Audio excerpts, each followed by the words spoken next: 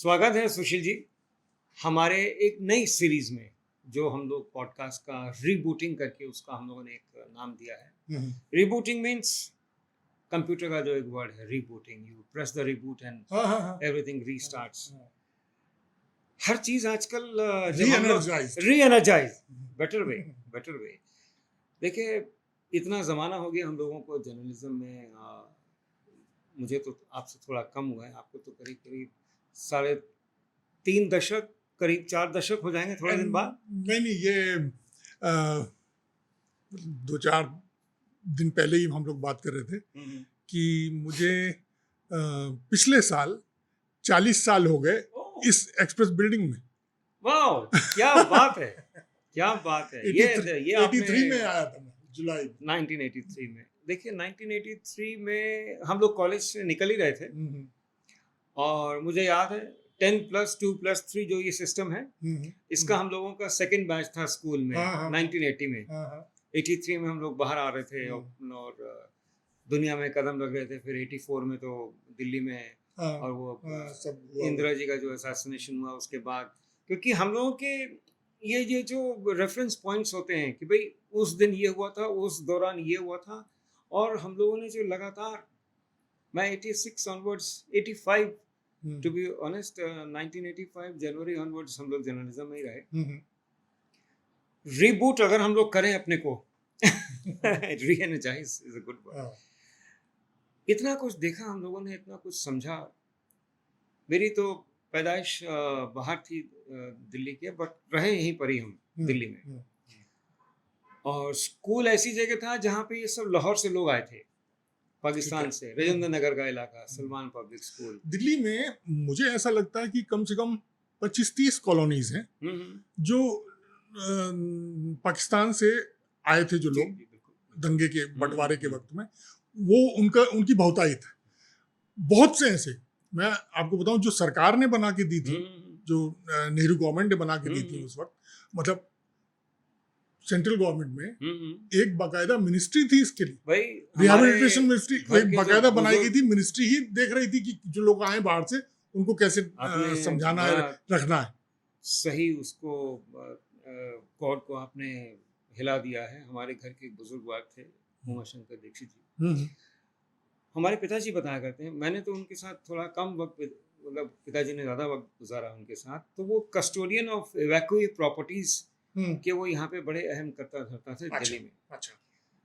और custodian of evacuee properties में ये कॉन्सेप्ट था कि जो यहाँ से लोग पलायन करके पाकिस्तान गए तो अपनी प्रॉपर्टीज लॉक करके गए थे। सेम वे वहाँ से जो लोग आए वो लॉक करके आए, तो जो यहाँ से गए उनको वहाँ के सरकार ने कैसे डिस्ट्रीब्यूट किया। पर यहाँ कॉन्सेप्ट ये था कि जो लाहौर से लोग आए, जो हिंदुस्तान में आए वापस यहाँ रहने के लिए आफ्टर 47, अपने साथ कागजात लेके आए कि भी हमारी ये प्रॉपर्टीज थी, जिसकी जो हैसियत थी उसको दे दिया गया। और यहाँ पर जो राजेंद्र नगर, बहुत से लोगों के पास सबूत नहीं था तो उनको उनकी हैसियत के मुताबिक नहीं मिल पाया। ऐसा यहाँ भी हुआ, वहाँ दोनों तरफ वही आगजनी रास्ते में चल रही थी, लोग जान बचा के भाग रहे थे, तो उनके पास कागज कहाँ से वो संभालते। मुझे पवन खेड़ा जी जो अपने कांग्रेस के हैं, उनसे जब मुलाकात हुई थी कई साल पहले, उदयपुर में ही हुई थी, तो मैंने कहा उदयपुर, क्योंकि उनके फादर भी बाहर से आए थे पाकिस्तान से। उन्होंने कहा वो उनकी फैमिली आई और उनके फादर के पास जितना फाइनेंशियल सपोर्ट था, जब वो खत्म हो गया, जिस जगह खत्म हुआ वहीं सेटल हो गए, तो इट वाज उदयपुर। ऐसी बहुत सारी फैमिलीज, बड़े सारे किस्से हैं कि जो जहाँ गया वो वहीं सेटल हो गया हिंदुस्तान में। और पाकिस्तान के बारे में तो देखिए, दिल्ली वाले जो हम लोग हैं वो इतने भावुक हो जाते हैं लाहौर के बारे में। वो इसलिए कि कनेक्शन है ना। मैं आपको बताऊं, लोग वहां से आए हैं तो उनकी यादें, दंगे की यादें, वो बड़ी खराब है, लेकिन शहर की यादें वो खराब नहीं है। वो चाहे वो फैसलाबाद से आए हो, चाहे वो सियालकोट से आए हो, चाहे वो हैदराबाद से आए हो, वो शहर की, लाहौर से आए हो, कराची से आए हो, उस शहर की यादें खराब नहीं है, वो तो दंगे की यादें हैं खराब। ऐसे ही जो लोग यहाँ से वहाँ गए हैं, आप कभी भी उनसे बात करके देखिए, उनकी उनकी उनके यानी उनके चर्चाएं सुनिए, उनकी जो आपस में बात करते हैं, वो इसको ऐसे याद करते हैं कि हम पता नहीं क्या छोड़ के आए। मुझे याद है शायद हम लोगों ने इस बार पहले भी इसका जिक्र किया था, जब भी हम लोग मदन लाल खुराना जी के पास जाते थे और जगप्रवेश जी का जिक्र होता था, जगप्रवेश जी के पास जाएं, तो वो एक दोनों तो आपस में बात करते ही थे रोज। हाँ, मेरे ख्याल से दिन में 5-6 बार, तो हालांकि दोनों अलग अलग पार्टीज में थे, बट दोनों से एक ही लाइन बार बार सुनने को मिलती थी कि जिसने लाहौर नहीं देखा उसने कुछ नहीं देखा। वो लोग इतने भावुक थे, इतना वो उनमें अंदर इतना जज्बा था कि कोई उनको मिल जाए कि बताने के लिए। जैसे मिस्टर अडवाणी से हम लोग जब मिलने जाते थे तो वो कराची के बारे में बात करते हैं, because his 20 years were spend teenage वाला जितना उनका उम्र थी, तो वो उन्होंने कराची में। द थिंग इज कि दिल्ली में पाकिस्तान के बारे में अब तो खैर हालात इतने बिगड़े हुए हैं कि आप कुछ सोच वो अलग बात है, वो अलग बात है। लेकिन देखिए, हिंदुओं में जो हिंदू वहां से आए थे उनमें तो यादें हैं, लेकिन यहाँ सैकड़ों फैमिलीज मुस्लिम्स की ऐसी हैं जो आधी यहाँ है आधी वहां है। उनके लिए तो दिन रात का सोचना है पाकिस्तान है ना। हम दिखते सब वही है, पहनावा थोड़ा फर्क है। और वो मुझे तो याद है, मैं टाइम्स नामे जब मैं था तो बड़ा अजीब सा वाकया था, विजय चौक पे हुआ मेरे साथ। मैं लाइव कर रहा था, संडे था, क्योंकि नेक्स्ट डे बजट सेशन शुरू होने वाला था। और संडे को अमूमन ये पूरे नई दिल्ली में जब काम बंद होता है तो ट्रैफिक बहुत कम होता है, तो आई वाज डूइंग लाइव। इतने में एक महिला आई अपने 2 बच्चों के साथ, और वो हम लोगों को देखने लगी। हम लोग उस दिन शायद 1 या 2 ही कैमरा टीम थी जो लाइव कर रही थी, तो वी थॉट कि एज अ क्यूरियोसिटी वो देख रही। तो मैंने बीच में रुका, मैंने कहा जी बताएं। तो कहते हैं हम उधर जाना चाहते हैं, ऊपर रायसीना हिल की तरफ। मैंने कहा जाइए, किसने रोका। फिर मैं शुरू हो गया, फिर वो लोग देखने लगे। फिर उसमें बच्चे ने कहा, टीनेजर था, अच्छा ये सब वाकया चल रहा है, मैं मेरा ध्यान अपने लाइव पे था। उसने कहा मेरे को रोकेगा तो नहीं। कैमरामैन ने कहा अरे आप क्या पाकिस्तान से हैं? उसने कहा हाँ हम कराची से हैं। मैंने कहा यार ये तो अपने जैसे दिखते हैं, एग्जैक्टली वही, एक्सेप्ट द क्लोथिंग जो थोड़ी फर्क थी। तो मैंने कहा आप जाइए ऊपर, कोई नहीं रोकेगा, you travel as a tourist. But बताने लगे वो, जितनी देर रुके। मैंने कहा वहाँ सब ठीक ठाक है? कहते हाँ सब ठीक है। मैंने कहा यू गो, कोई नहीं रोकेगा। उनको लग रहा था कि जो पहली बार आता है क्या स्टोरीज लेके आया होगा, क्या नहीं लेके आया होगा। बट आजकल एक नया दौर शुरू हुआ है, सुशील जी, जो इसके बारे में, पाकिस्तान के बारे में, हीरा मंडी, जब से वो सीरियल आया है, एक वो रिसर्जेंस हुआ है, खासकर उन इलाकों में जहाँ पर जैसे दिल्ली में पाकिस्तान से लोग, लाहौर से लोग आके, पुराने लोग यहाँ पे उन्होंने अपनी नई जिंदगी शुरू करी। हीरा मंडी तो खैर उनका वो रेड लाइट एरिया के बारे में, और वो जो उनके पुराने शौक वाले इलाके, असल में वो उसको हमें कुछ लोग उसको जैसे इतिहास देख रहे हो, हाँ, ऐसा मान लेते हैं। वो कॉन्सेप्ट दूसरा था। आजकल तो बड़ा बिगड़ा उसका रूप होता है, अब है उसके बारे में मतलब करते हैं। But it is a fact कि जब हीरा मंडी का फिल्मांकन हुआ और जब उसके बारे में हम लोगों ने पढ़ा और देखा इसको, सीरियल को, तो it is a reflection of a culture seen there उन दिनों जो हुआ करता। हाँ नहीं, वही मैं क्या, नजाकत उसकी देखिए, तौर तरीके देखिए। ये कुछ थोड़ा सा इसमें वो है, अलग है। इसको हमें इतिहास की तरह नहीं देखना चाहिए। ओके। कुछ दिन पहले, शायद पिछले साल, डेढ़ साल पहले, ये विक्रमादित्य मोटवाने ने एक फिल्म बनाई, एक सीरीज बनाई थी, जुबली। ओके।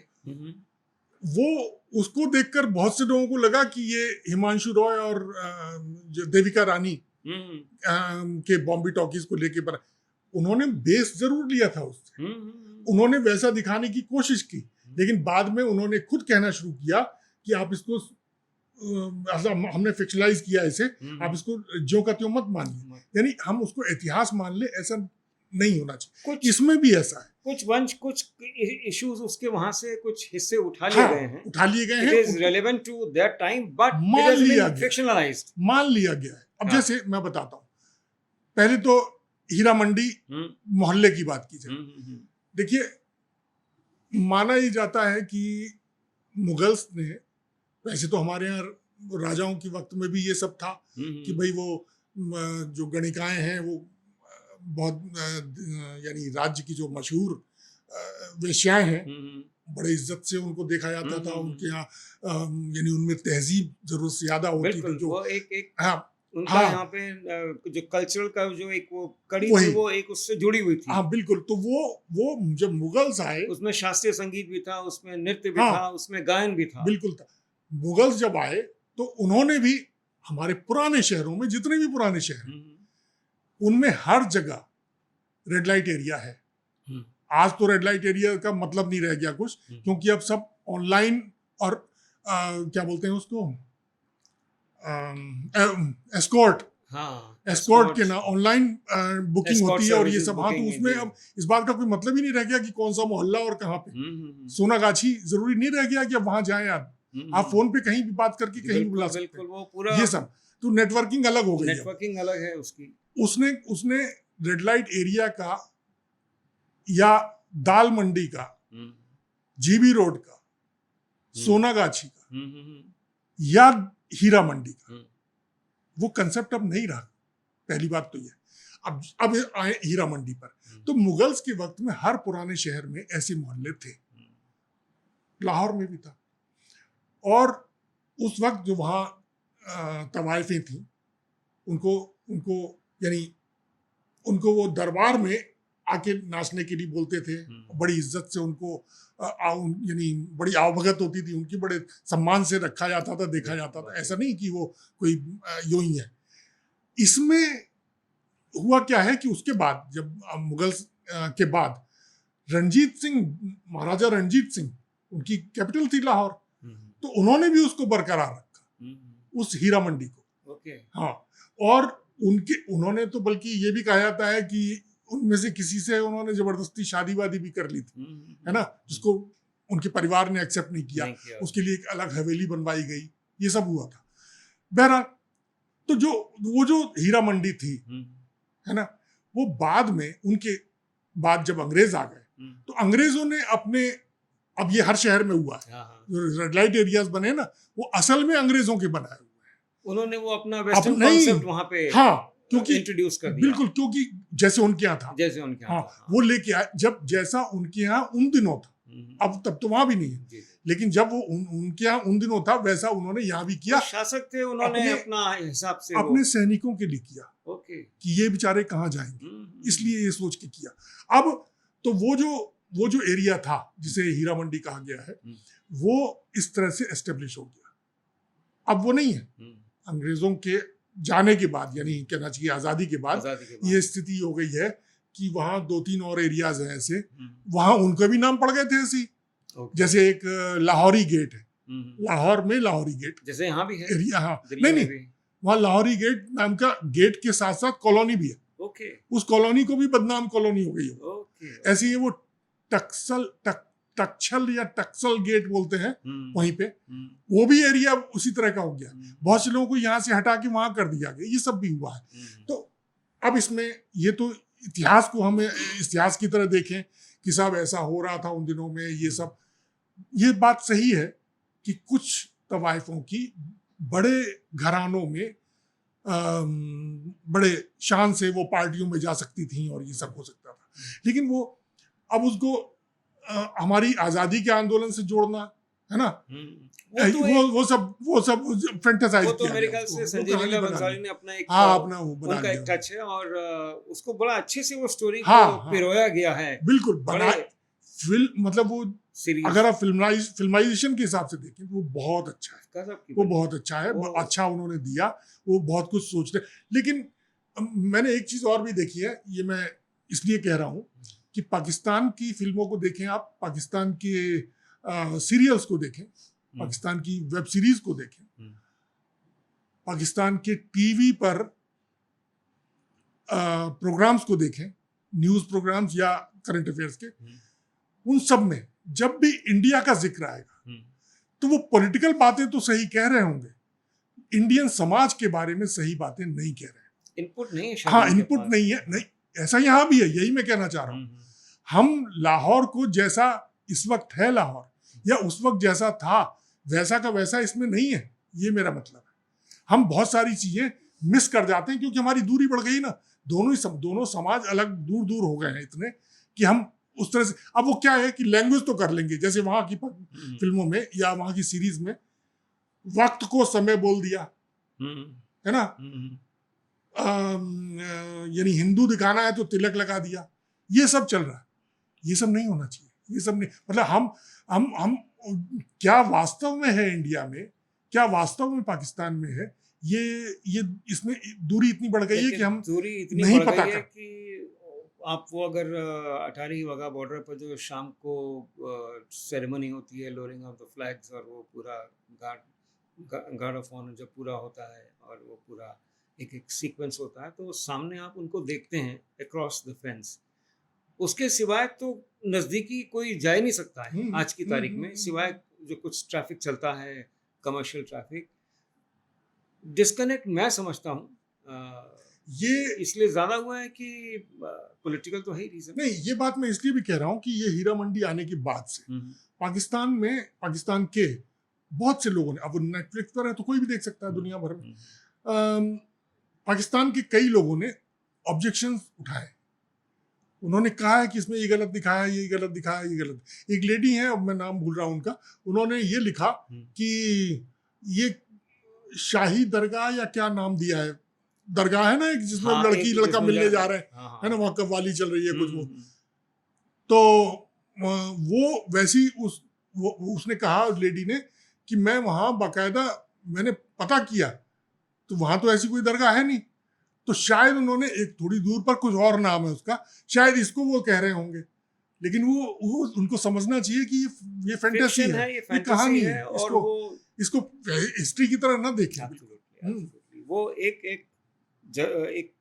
कनेक्ट तो रिकनेक्ट तो आपको कर देता है, जो वहां से विस्थापित लोग हैं उनके अंदर उनको वो उनकी यादों को थोड़ा हाँ कुरेद देता है, कुरेद देगा, वो रिबूट हम कहेंगे तो वो अपने को करना चाहेंगे कि भाई कैसे हुआ करता था। बिल्कुल। But coming back to the film part, the cinematography, ये कमाल की है। हाँ, बहुत कमाल की है।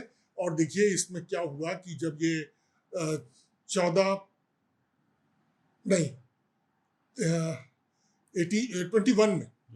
में ये इन्होंने नेटफ्लिक्स से बात की, तो ये और मोइन जो उनके राइटर हैं, ये दोनों गए मिलने के लिए। तो भंसाली का कहना था कि हम तो बड़े घबराए हुए थे बात करते हुए, क्योंकि सब्जेक्ट ऐसा था। उनको ये भी लग सकता था कि भाई हम पाकिस्तान की बात हम क्यों कर रहे हैं, क्योंकि हमारा तो ठीक है रिश्ते नहीं है ना, तो करेंगे तो पता नहीं क्या लिख दिखा देंगे। और दूसरी बात ये कि तवायफों पर तो दोनों चीजों में हिचक थी। असल में जब चाइना बॉर्डर पे एस्केलेशन हुआ और वो फिर वो पर्कुलेट डाउन टू पाकिस्तान के पार्ट पे आया, वो टेंशन इतना बढ़ गया है कि आप कोई भी ऐसा आदान प्रदान वाली बात करेंगे या कोई कोलैबोरेशन की विद रेफरेंस टू पाकिस्तान, वो बड़ा मुश्किल से हजम होता है। हाँ, अब वो इसीलिए, और वो कोई एग्री भी नहीं कर पाएगा, वो आसानी से नहीं करता। जब उन्होंने देख लिया ये तो पूरी कहानी है, इसमें कोई प्रॉब्लम नहीं है ना, कुछ ऐसा कहा नहीं गया, कोई ऐसा कमेंट नहीं है कि पाकिस्तान इंडिया ऐसा कुछ हो, है ना, हिंदू मुस्लिम भी नहीं है उसमें, तब जाके उन्होंने क्लियर किया। तो क्लियर करने के बाद फिर उन्होंने उस पर पूरी रिसर्च की, अपने लोगों को लगाया, टीम को लगाया पूरी, कि भैया इसकी स्क्रिप्टिंग करो। तो कहानी तो ले ली गई थी, उसकी स्क्रिप्टिंग में काफी टाइम लगा भाई, बहुत मेहनत की। लीला बंसाली अपने जिनको शोहरत जितनी भी उनको मिली है, उन्होंने अपने उस पे खरे उतरे हैं। अब आप देखो कि he has done a very marvellous job कि हर फ्रेम जो है वो पेंटिंग के रूप में उभर के आता है। हर सेकंड पे आप देखें, ये उस आदमी की खूबी है, और ये उस आदमी की यानी भी कहना चाहिए उनके उनके उनके उनके फिल्म वर्ल्ड में, यानी उनका जो दिमाग का जो उनकी जो दिमागी दुनिया है, उसकी एक अड़चन भी है। वो कभी कोई बहुत सीरियस फिल्म रियल सेंसेस में नहीं बना पाएंगे, रियल सेंस में नहीं बना पाएंगे। मतलब जो वाकई आपको अगर गरीबी दिखानी है तो उसको कैसे दिखाएंगे? वो उनके जैसे वो उनकी उससे उनकी नोटबुक से बाहर की चीज है, वो उसको भी ऐसा ऐसे भव्य ड्रीमर्स दिखाएंगे। होते हैं, ऐसे पेंटर्स होते हैं, उन्होंने पेंटिंग उतार दी है सिनेमा में और वो ऐसे उसको रिलीव किया, बिल्कुल उसको सही उसको बात है, ऐसे फिल्माया। हैं, ऐसे हैं। लेकिन मैं बताता हूँ, एक फिल्म है कला, हम्म, कला नाम की एक फिल्म है, नेटफ्लिक्स पर ही। जी जी जी। वो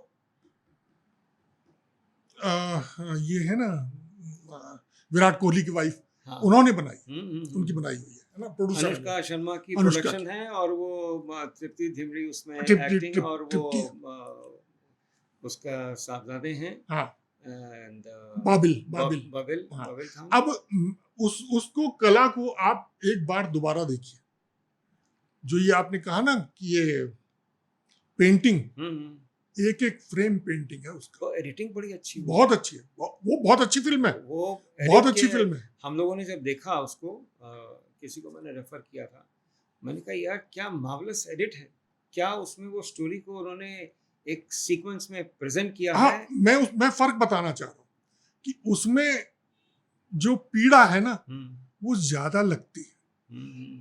भंसाली की फिल्म में पीड़ा उतनी नहीं लगती, ये मेरा फर्क। पोइट्री लगती है। हाँ, पोइट्री लगती है, पोइट्री है उसमें। हाँ, उसमें भी एक एक फ्रेम जो है ना पेंटिंग है वाकई। कला में, कभी भी देखो उसे। और खैर, तो अपन इसकी बात कर रहे थे हीरा मंडी इसमें, की। हाँ, इन्होंने इसमें लाहौर की। हाँ, लाहौर की, और लाहौर उसमें ज्यादा दिखाया नहीं गया। वो बड़े बड़े लोगों का लाहौर है, वो गरीब लोगों का लाहौर नहीं दिखाया गया उसमें, है ना। तो इसलिए आप रियल लाहौर देख भी नहीं पाएंगे। बहरहाल इन्होंने ये 2-3 लोगों को बहुत अच्छा रोल दिया, बहुत अच्छा रोल दिया।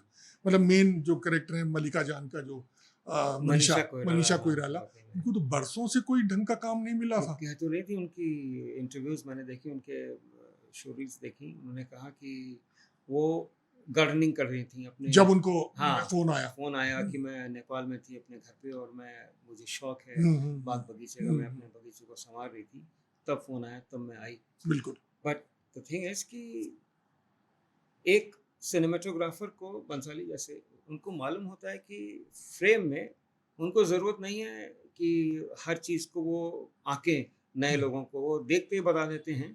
उनमें ऐसे लोगों को कला होती है, उन्हें आइडिया तो हो जाता है कि ये इसमें फिट बैठेगा, ये इसमें फिर भी वो करते हैं जो क्या बोलते हैं उसको, टेस्ट लेते हैं, टेस्ट। हाँ, स्क्रीन टेस्ट लेते हैं। अरे ये जो उनकी भांजी है,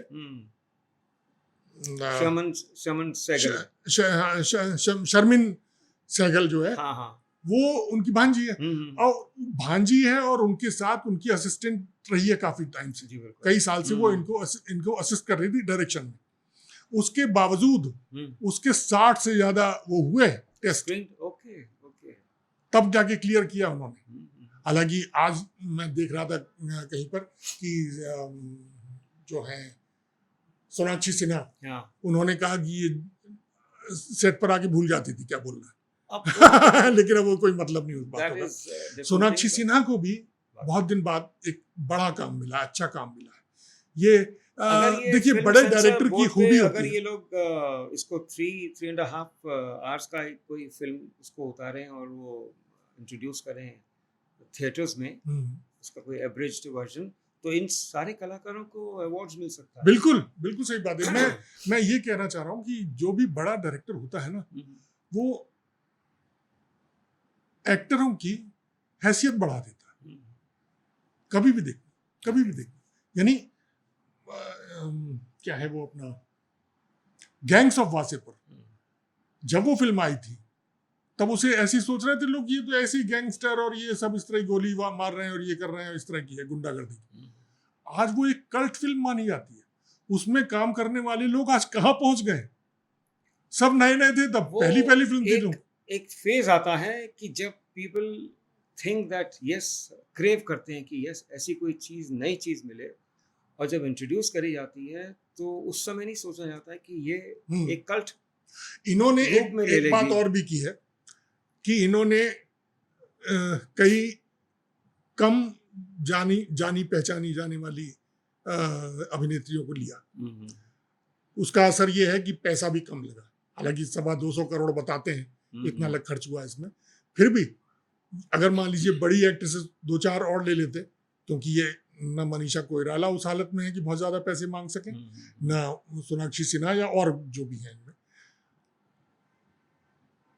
अगर बड़ी कोई एक्ट्रेस लेते तो खर्चा और बढ़ता, ये मैं कहना चाह रहा हूँ। ये हमारे, मैं इसलिए कह रहा हूँ कि फिल्में चल नहीं रही हैं आजकल, और उनका मार्केट, उनका जो फीस है हीरोज की वो बढ़ती चली जा रही है हमारे स्टार्स की।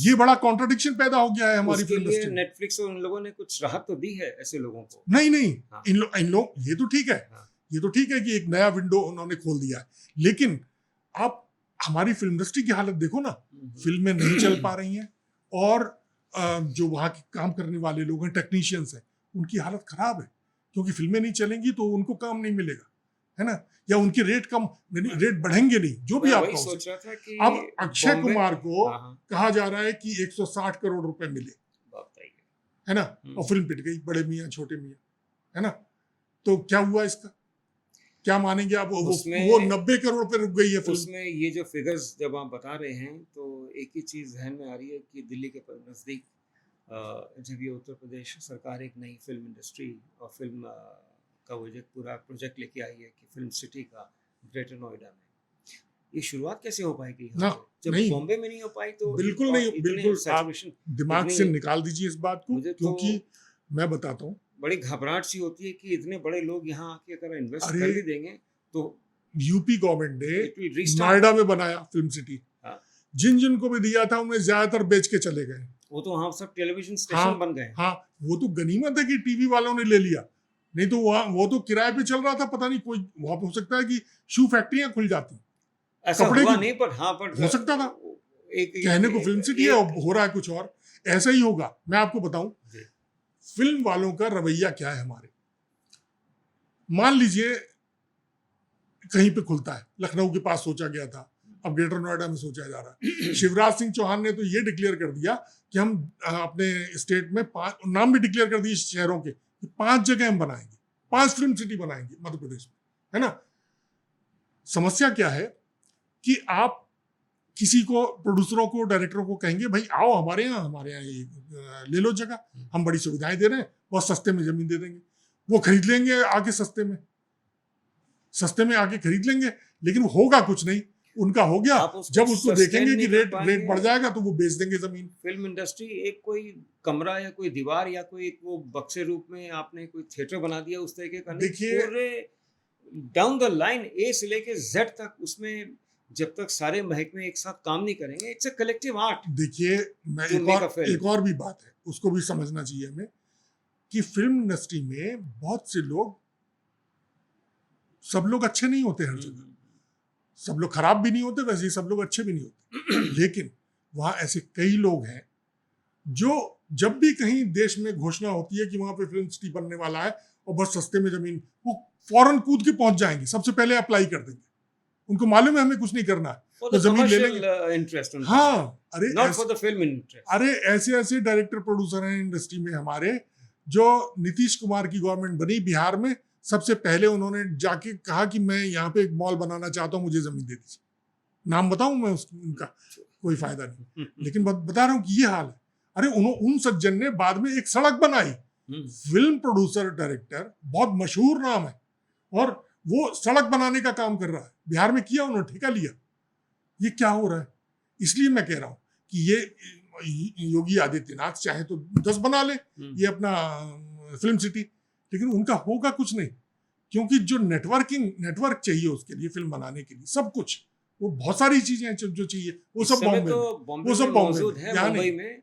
और मैं तो कहूँगा जब हम लोग हीरा मंडी की बात कर रहे थे तो लाहौर की भी फिल्म इंडस्ट्री, मुझे याद है एक वक्त ऐसा हुआ आज़ादी के समय, जब कराची और उन दिनों के हिसाब से बम्बई, वहाँ की फिल्म्स और लाहौर की फिल्म्स और उसकी इंडस्ट्री एक ठीक ठाक पनपती हुई इंडस्ट्री थी। हाँ, अरे मैं बताता हूँ। और उसके बाद तो वो खैर वहाँ जो रह गए लोग, जो उन्होंने फिल्म का जो इक्विपमेंट और जो लोग रह गए, जो समाज उनका वहाँ रह गया, जिसे हम हिंदी फिल्म इंडस्ट्री कहते हैं, इसको हम हिंदी उर्दू दोनों मिक्स्ड है, ये अलग नहीं की जा सकती।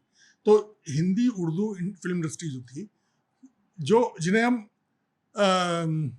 रीजनल माने, वो तो सब जगह थी, वो आज भी हैं, वो तो आज भी हैं। उड़िया फिल्म इंडस्ट्री तो वहीं होगी ना उड़ीसा में, बंगाल की वहीं होगी जहाँ है, तमिल वहीं होगी, लेकिन हिंदी 3 हिस्सों में बटी हुई थी, लाहौर, कलकत्ता और बॉम्बे, इन तीनों जगह फिल्में बन रही थी। यही सबसे बड़े वो थे, स्टूडियोज थे। तब स्टूडियोज बनाते थे, अब स्टूडियोज नहीं बना रहे फिल्म, अब तो कंपनियां बना रही हैं, वो कोई भी स्टूडियो हायर कर लेती है। वो तो आजकल हर चीज ठेके पे ऑन हर हायर चीज अवेलेबल है, वो एक साथ वो कलेक्टिव वो एक जैसे वो शादी हो रही हो कोई, बिल्कुल, वो सब लोग एक साथ जुड़ जाएंगे, एक यज्ञ के रूप में एक काम हो जाएगा, एक वो फिर डिस्पर्स हो जाएंगे, डिस्पर्स हो गया, वो इवेंट मैनेजमेंट के लोग उसमें हावी हो गए कि भाई एक प्रोजेक्ट है, it has to be executed, लोग बिखरे हुए हैं, it is not studio centric. कुछ हिंदी फिल्में पूना से भी बनी, ओके, है ना, ऐसे ऐसे कोल्हापुर के भी लोगों ने फिल्में बनाई, लेकिन वो नहीं, हाँ उन लोगों ने हिंदी में भी बनाई, लेकिन उसको न माने, मेनली 3 ही सेंटर थे। और जब आजाद बंटवारा हुआ तो वहां से जो चला रहे थे उनको, उनमें ज्यादातर लोग भाग के यहाँ आ गए, इंडिया आ गए। मतलब वो तो हिंदू तो आ ही गए, कई मुस्लिम्स भी भाग के आ गए, इसी तरह बहुत से लोग यहाँ से भाग के पाकिस्तान चले गए। क्या वो कामयाब हो पाए पाकिस्तान में ऐसे लोग? पाकिस्तान में ये हुआ है, मैं बताता हूँ कि वहां पर स्टूडियोज थे बाकायदा, 7 स्टूडियोज थे बड़े, और वहां पे फिल्में बन रही थी। आजादी से पहले लगभग 140 फिल्में उन्होंने बनाई थी। ये सारे स्टूडियोज लाहौर में थे? लाहौर में, कराची नहीं, लाहौर में थे। हाँ, लाहौर सेंटर था मेरा। फिर क्या हुआ? तो क्या हुआ कि जब वो ठप हो गया मामला उनका, आप ऐसे देखो ना कि ठप हो गया, बहुत से लोग, क्योंकि उसमें टेक्नीशियन भी आ गए ना यहाँ, है ना, ये गाने बजाने वाले आ गए, और म्यूजिक सबसे इम्पोर्टेंट चीज है। फायदा मुंबई को, बॉम्बे को हुआ। हाँ, बॉम्बे में यहाँ पे आ गए हिंदी फिल्म इंडस्ट्री, बहुत से लोग बाद में भी गए, जैसे कुछ लोग भागे तो दिल्ली आए, 2 साल बाद बॉम्बे गए, लेकिन फाइनली वो बॉम्बे पहुंचे, जिनका भी इंटरेस्ट था उसमें, और बॉम्बे में वो जो भी हुआ वो सब जानते ही हम। वहां क्या हुआ कि वहां की गवर्नमेंट ने, पाकिस्तान गवर्नमेंट ने, जब बंटवारे के बाद सब सेटल हो गया मामला, तो वो तो बड़ा उटपटांग सीन था फिल्म इंडस्ट्री का, तो उन्होंने जो बचे हुए लोग थे उनको बुला के बात की गवर्नमेंट ने कि भाई आप लोग करिए, हम आपकी सारी मदद करेंगे। लेकिन वो जो पैसा, जो टेक्निकल क्वालिटीज है ना, जो कहना चाहिए आधुनिक साजो सामान, वो सब लेने में उनको बहुत लंबा टाइम लगा, और बहुत से लोग चले गए थे। अब ये तो हो नहीं सकता था कि हम इंडिया से बुला के उनसे काम करवा लें और फिर उनको जाने दें, वो तो 2 हिस्से बट चुके थे पहले ही। अब उन्होंने गवर्नमेंट ने ये सोच के कि भाई ये छोड़ के चले गए हैं लोग स्टूडियोज को, तो इनको हम नए लोगों को दे देते हैं। जो वो है ना अपनी महिला, जो उनका बड़ा मशहूर है गीत, वो अभी तो मैं जवान, मल्लिका पोखराज। हाँ, मल्लिका पोखराज, उनको भी एक स्टूडियो मिला था। पाकिस्तान गवर्नमेंट ने उन 7 में से एक स्टूडियो उनको दिया था। अब जैसे मुझे याद है कि 97 में जब 50 साल हुए आज़ादी के, तो मैं ऐसे लोगों को तलाश रहा था कि जो अच्छी पोजीशन में हो और पाकिस्तान में हो, तो मुझे एक नाम मिला, सतीश आनंद। मैंने उनको पकड़ा, तो कराची, फिर इस्लामाबाद, फिर लाहौर, वो फिल्म डिस्ट्रीब्यूटर था, फिल्म डिस्ट्रीब्यूशन का उनका नेटवर्क था। फिर क्या हुआ? जब बी आर चोपड़ा उनके पिता थे जगदीश आनंद, और जगदीश आनंद का पूरे नॉर्दर्न इंडिया में, यानी उस वाले हिस्से में, पाकिस्तान वाले हिस्से में, पंजाब में कहना चाहिए मेनली, वहाँ उनका फिल्म डिस्ट्रीब्यूशन का नेटवर्क था बहुत बड़ा। तो बी आर चोपड़ा जब आ रहे थे, उनसे दोस्ती थी उनकी, तो उन्होंने कहा कि तू भी चल वापस। तो उन्होंने कहा कि देख, तू तो अपना काम कर लेगा वहां जाके। ये जगदीश आनंद ने कहा बी आर चोपड़ा से कि तेरा काम तो चल जाएगा मुंबई जाके, मेरा कैसे चलेगा, मेरा तो नेटवर्क यहाँ है डिस्ट्रीब्यूशन का। फिर क्या हुआ? मैं वहां जाके कैसे बनाऊंगा, मेरे तो नए सिरे से करना पड़ेगा। वो नहीं आए, वो वहीं रहे, जगदीश आनंद। उनका बेटा है सतीश आनंद, ठीक है, जिनसे मेरी बात। अब आप देखिए कि कैसी, मुझे तो नहीं पता भी नहीं था तब तक, उन्होंने बताया कि मैं आपकी जूही चावला का मामा हूँ। अरे वाह, ठीक है, उनकी बहन की बेटी है ये, जूही चावला, और जूही चावला की माँ यानी उनकी बहन, उनका स्वीडन में एक रोड एक्सीडेंट में डेथ हो गई थी। तो सब लोग वहां गए थे, पाकिस्तान से भी गए थे, बेटे बेटियां सब, और यहाँ से भी सब गए थे। हाँ, उनका एक भाई सतीश आनंद का यहाँ डिफेंस कॉलोनी में था, मैं यहाँ भी मिलने गया उनसे। तो वो सतीश आनंद से मैंने पूछा कि और लोग कौन हैं जो आपके लेवल के लोग हों, इस इतनी बड़ी हैसियत के, और हिंदू हो, वहां रह रहे हो। हाँ, वहीं रहे, पाकिस्तान में। तो उन्होंने एक नाम लिया था, एक मल्होत्रा साहब का, मैं नाम भूल गया हूँ, लेकिन मल्होत्रा थे वो। और उन्होंने कहा कि वो उनकी बहुत बड़ी शू फैक्ट्री है, शू का उनका बिजनेस है, जूतों का, और पूरे देश में चलता है ना। अब मालूम नहीं वो भी कन्वर्ट हो चुके हो, कौन जानता है। लेकिन उन्होंने मुझे बताया कि हमारा अभी भी नेटवर्क है। उन्होंने ये बताया था कि गवर्नमेंट ने बहुत मदद देने की कोशिश की, लेकिन वो इंडिया से कम्पीट नहीं कर पाए फिल्मों के मामले में, यानी बॉम्बे से कम्पीट नहीं कर पाए। इसका मतलब ये है ना। अब वो एक बार टैलेंट जब मूव कर गया, हाँ, एक बार जब पलायन हो गया, तो उसको रीबर्थ लेने में मुझे लगा। लेकिन मैं एक दूसरी बात कहना चाहूंगा कि ये बात तब की है, ये इस आजादी के बाद के 30-40 साल तक की, लेकिन उसके बाद ऐसा नहीं है। अब वहां भी फिल्म इंडस्ट्री जो है ना, वो ठीक हो रही है, काफी कुछ ठीक हो चुकी है। उनकी म्यूजिक इंडस्ट्री, उनका ये फिल्म इंडस्ट्री, और उनकी जो सीरियल्स हैं म्यूजिक वो बहुत मशहूर है। और सीरियल्स के बारे में आप कह रहे हैं, म्यूजिक के बारे में तो कोक स्टूडियो जो हाँ, है वो पहले वहां शुरू हुआ, इंडिया में तो बाद में आया। बिल्कुल सही बात। और उनके और ये देखिए, इतिहास, मैंने कहा ना कि इतिहास, जब आप कुछ भी ऐसा बनाना चाहते हैं, चाहे वो सीरीज हो, वेब सीरीज हो या फिल्म हो, अगर आप ये भ्रम देना चाहते हैं पब्लिक को कि ये इतिहास है, तो उसकी डिटेल में जाना चाहिए, उसकी रिसर्च अच्छी होनी चाहिए, है ना। अब मैं आपको बताऊं कि ये जो है अपने, क्या नाम है उनका, संतोषी, राजकुमार संतोषी, वो आमिर खान एक फिल्म बना रहे हैं, यानी आमिर खान उसको फाइनेंशियली बैक करेंगे और राजकुमार संतोषी डायरेक्ट करेंगे, उसमें अपने सनी देओल भी। ये जो पाकिस्तान वाली ये अभी थी ना, गदर 2 जी, जो हिट हो गई है, उसके बाद ये इन्होंने सोचा कि ये बनाना चाहिए।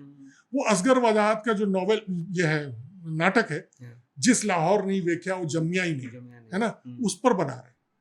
लेकिन अगर उनको वहां का दिखाना है, लाहौर दिखाना है, तो जाना पड़ेगा वहां, सब समझना पड़ेगा कि वास्तव में क्या है या उस वक्त क्या था। वो इंडिया ऐसा स्काईलाइन मैच करके वो आप रिक्रिएट करना चाहें, अगर आप बात बन नहीं पाएगी। मैं वही कह रहा हूँ कि हम अगर गदर 2 में देखें कि लाहौर ऐसा है तो गलत, अगर हम ये देखें कि ये भंसाली जो लाहौर दिखा दिया तो गलत है। ये इसको हम वैसा इंडियन कोई वहां जाके बना तो पाएगा नहीं, क्योंकि हालात इतने ऐसे हैं। हाँ, नहीं या तो काम हो ही नहीं पाएगा। नहीं, मैं कुछ और कह रहा हूँ कि जाके आप सेट बना लीजिए, लेकिन आप जाके ऐसी रिसर्च कीजिए कि वो रियल के करीब, सेट भी हो, डायलॉग्स भी हो, कहानी भी हो। है अच्छा खासा, ऐसे लोग देखते हैं। हाँ, अरे पाकिस्तान और इंडिया में एक दूसरे के प्रति जबरदस्त आकर्षण है, इसको ध्यान रखिए आप, और हमेशा रहेगा।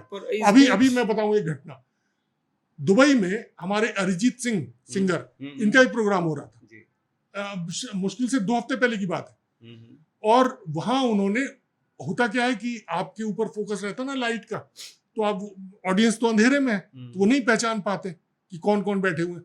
वहां अचानक उनको पता लगा, अरिजीत सिंह को, कि वो जो इनकी हीरोइन है माहिरा खान, वो बैठी हुई है। या तो किसी ने बताया इनके कान में आके, या किसी तरह इनको इन्फॉर्म किया गया। तो जैसे ही पता लगा तो इन्होंने रोक दिया अपना सब गाना बजाना, खबर छपी थी। हाँ, रोक दिया और फिर अनाउंस किया कि वो बैठी हुई है और मैं उनका धन्यवाद करता हूँ वगैरह वगैरह। और मुझे पता होता तो मैं पहले अनाउंस कर, ये भी कहा इन्होंने। तो ये जो क्रेज है ना एक दूसरे के लिए, ये बहुत इंपॉर्टेंट है। इसको हम दोनों तरफ की सरकारों को ये सोचना चाहिए। पर देखिए, क्रेज वो अलग बात है कि धर्म के नाम पे आप उसको, अब कहां तक आप लड़ेंगे भाई, कहां तक क्या धर्म के नाम पर। और ये नई समस्या खड़ी हो गई है पाकिस्तान के साथ, जो उनका चाइना की तरफ झुकाव हो गया है, उसके मैं कुछ और कह रहा हूँ। हाँ। देखिए, ये सब चीजें पॉलिटिकल प्रॉब्लम्स है ना, आर्मी की, बॉर्डर की, ये सब प्रॉब्लम चलती रहेंगी, लेकिन जो आर्टिस्टिक जुड़ाव है ना, वो चलता रहना चाहिए। उसके लिए कोई विंडो दी जानी चाहिए, वो रहना चाहिए और उसको आगे बढ़ना चाहिए, क्योंकि हम जानते ही नहीं है वहां के लोग क्या लिख रहे हैं, उन्हें नहीं पता है यहाँ के। इसीलिए मैं कह रहा हूँ वहां के पाकिस्तान के वो प्रोग्राम देखिए जिनमें इंडिया का जरा भी जिक्र हो, आपको लगेगा अरे यार हमारे बारे में क्यों नहीं जानते ठीक से। ये कमी वहां भी महसूस हो रही है। ये जो हीरा मंडी को लेके वहां के लोगों ने कमेंट किए हैं, मैं इसलिए कह रहा हूँ कि वो इसलिए है कि हम उसमें खोज रहे हैं, उसको हाँ, बता रहे हैं कि भाई ये सही नहीं है। हाँ, वो कह रहे हैं कि हमारे शहर के बारे में बता रहे हैं और उन्हें पता ही नहीं है, और हम वो चाहते हैं कि वो बताएं। बिल्कुल, वो चाहते हैं कि सही बताते हैं ये लोग। पर समस्या सुशील जी वही है कि इन सब हालात के चलते आई डोंट थिंक सो कि आने वाले दिनों में भी अगर मान लीजिए सरकार भी यहाँ बदल जाती है या दूसरी पार्टी, अब खैर इलेक्शंस हो रहे हैं, नोबडी नोज कि 4 तारीख को क्या नतीजा आएगा, but with regard to Pakistan जिस तरीके से हम लोग समझ रहे हैं वो हालात अभी इतनी जल्दी सुधरने वाले हैं नहीं। हाँ, सही बात है। वो आपने बीच में मैं जब जिक्र कर रहा था, एक तो मैन टू मैन और पीपल टू पीपल जो कांटेक्ट है उसका तो यहाँ क्रेव रहता ही है। चाइना की तरफ जो झुकाव हुआ है पाकिस्तान का, उसके चलते भी शायद समस्या और बढ़ जाए, कम का तो मुझे कमी तो उसमें नहीं होती, बट यस हीरा मंडी के आने से मैं तो इसमें कुछ और कहना चाहूंगा कि चाइना से भी इतनी दूरी क्यों। चाइना से भी हमारे चाइनीज समाज को और हमें भी पास आना चाहिए, पास आना चाहिए। हाँ। पास आएगा तो बहुत सारी दिक्कतें खत्म हो जाएंगी।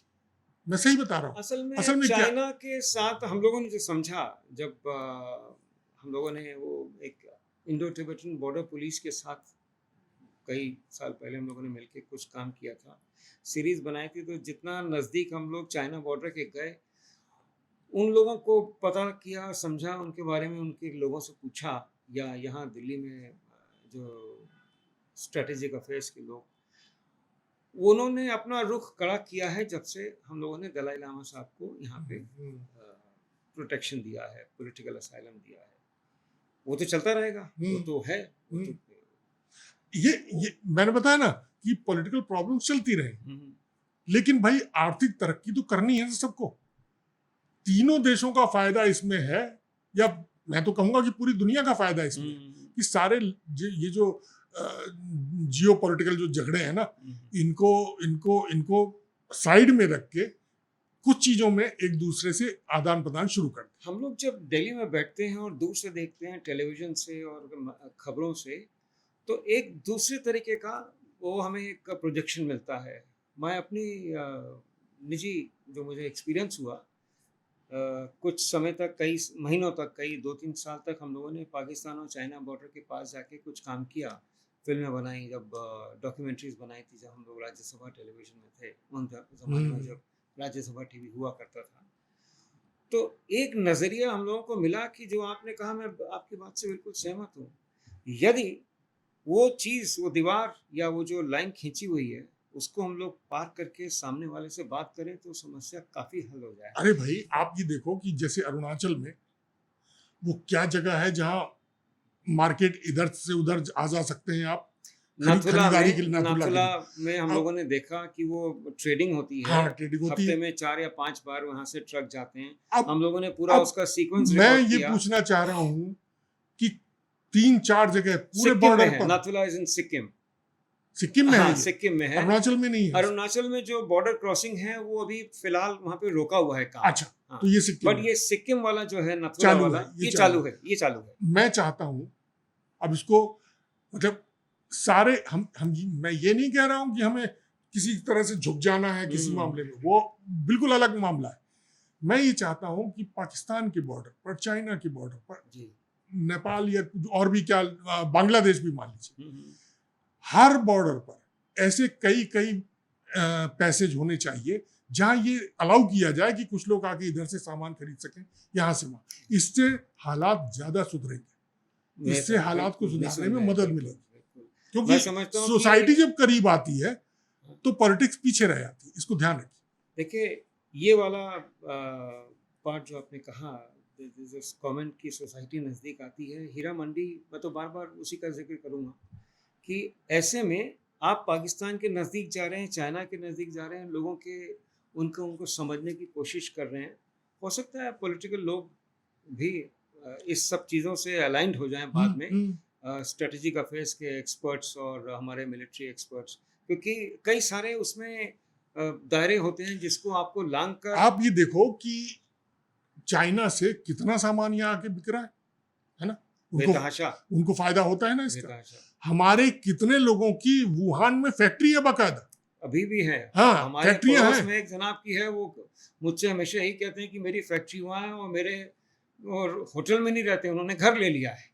टैगोर गार्डन में एक रहते हैं साहब, कपूर साहब हैं वो, ओके, उनकी फैक्ट्री है वहाँ। वो बाकायदा वहां से यहाँ लाते हैं सामान, यहाँ गुड़गांव में अपनी फैक्ट्री में ई रिक्शा बनाते हैं। वाह। उस सामान से और उसको बेचते हैं। ये बात है कि जितने ई रिक्शा यहाँ पे हैं वो उन्होंने शुरू में वही लाए थे। अब मैं उनके यहाँ काम कर चुका हूँ, मैं इसलिए जानता हूँ। और वो इतने खुश थे अपने उससे बिजनेस से, और बहुत ज्यादा मतलब जाहिर है कमाई होगी अच्छी। वो अक्सर यानी महीने 1.5 महीने में उनको चाइना जाना पड़ता था। तो बहुत मतलब उनका एक्सपीरियंस चाइना का कोई बुरा नहीं था। वो बड़ी तारीफ करते थे, जैसे वो कहते थे वहाँ करप्शन नहीं, किसी चीज के लिए कोई एक्स्ट्रा पैसा नहीं मांग रहा। मुझे लगता है कि हमें इंडिया, पाकिस्तान, चाइना, बांग्लादेश, जितना भी सार्क कंट्रीज का हमारा जो पूरा अभी कैसे होगा ये सरकारों को सोचना है, लेकिन ये होना चाहिए, इसको रीबूट करना चाहिए। हाँ बिल्कुल। मैं अपने आज के इस पॉडकास्ट पे आपका बहुत बहुत धन्यवाद देता हूँ कि आप आए, हमसे बातचीत करी। और रीबूट, खैर हम लोगों ने एक पुराना जो पूरा एक वक्त बीता है उसको भी हम लोगों ने रिलीव करने की कोशिश करी, और जो हमारे इर्द गिर्द घूम रहा है आने वाले दिनों में भी मुझे लगता है कई चीज़ों में रीबूटिंग चाहिए होगी। बहुत बहुत धन्यवाद सुशील जी। धन्यवाद।